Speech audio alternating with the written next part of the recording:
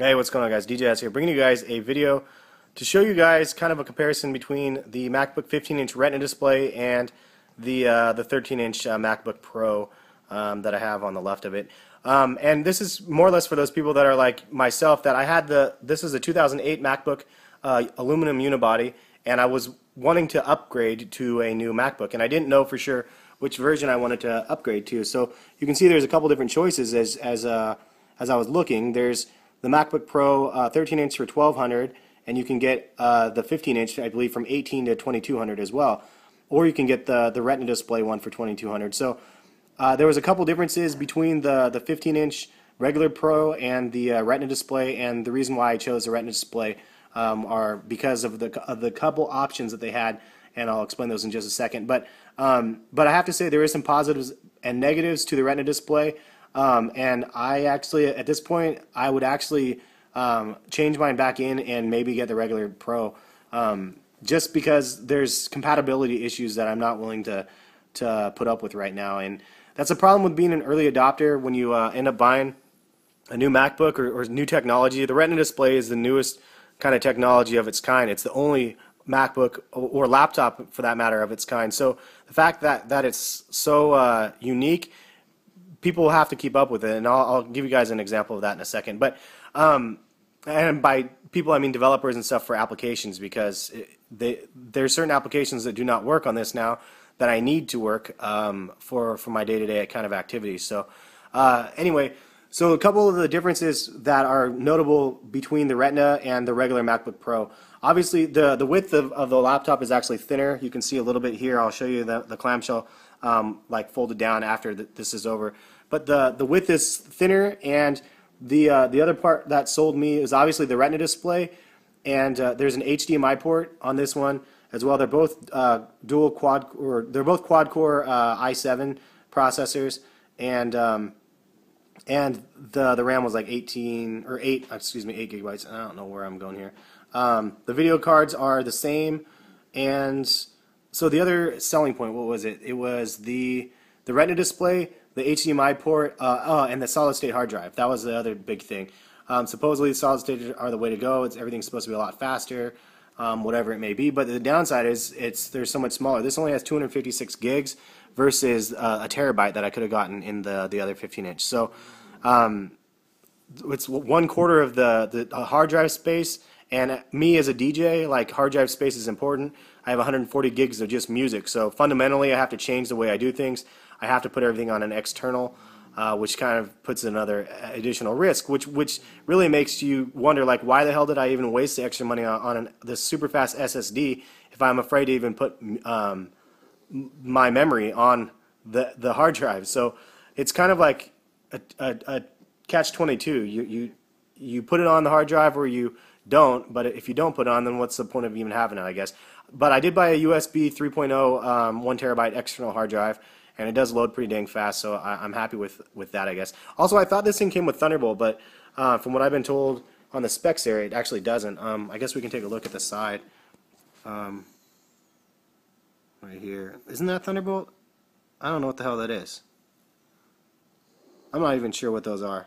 That's how much of a nerd I am, or non-nerd I am, I guess. I don't really know what those are. And then USB and HDMI on this side. The only things I really care about and that I'll honestly be using is USB and HDMI, maybe on occasion, and then the headphone jack. Anyway, the reason why this thing is not all that it's cracked up to be for myself. Obviously, you can't tell the resolution any difference because you're not here in person, but it is a good resolution. The problem is stuff like this. So, well, I guess I'll show you the first one here, right here, and this is Twitter, the application of Twitter, and I don't know if you can see it on there or not, but the words are not crisp. Like, if you look at them comparison, you can't see the damn thing. Any which way, the words that show up in this application are crap. They're really Lola, stop barking. You mind? What are you doing? What is she doing over here? Lola, it's okay. So the words are not crisp in this application, and they're going to have to update it so it actually looks decent. And it's Retina display supported, or whatever it may be. But that's one of the problems is again, the applications are not updated fully.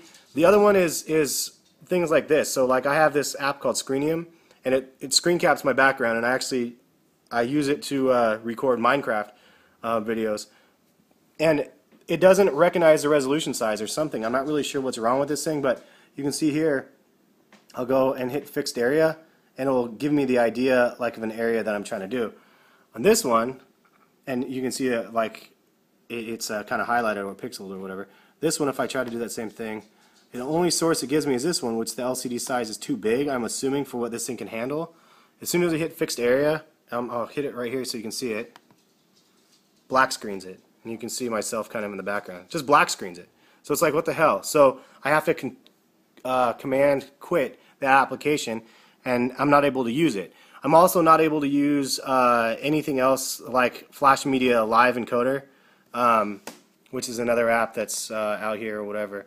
And I'm trying to go in here and then do this adjustment to this video thing right here. I need to change it so it's on cam twist instead. As soon as I go to cam twist, it errors out.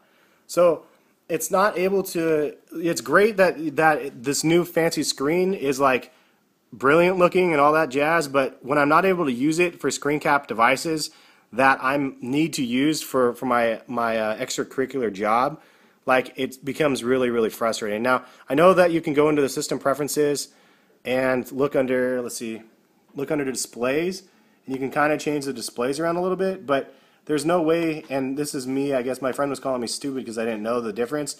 There's no way to like change the resolution on this thing. You can make it farther away or closer, or what's optimal to Retina display.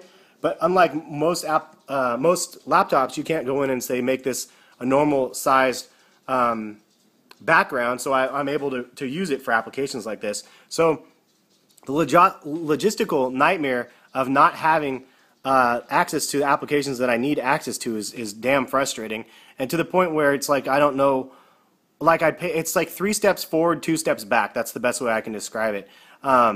It's great. There's lots of pluses, but there's a couple negatives there that make it really difficult for me to be able to get by with my day-to-day activities. So I apologize for the shaky camera.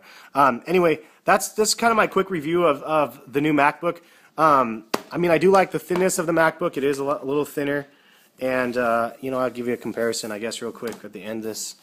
And yeah, again, this video, if you guys stuck through this whole thing, hopefully it was informative and I covered a couple things. I had to do a couple different takes to this video, so I might have forgot some of the things I wanted to say, but you can see that the back end of the MacBook Air, which is the new 2012 version of the Air as well, is about the same size as this, but if I flip this around like this, you can see that it's a lot thinner on the front end.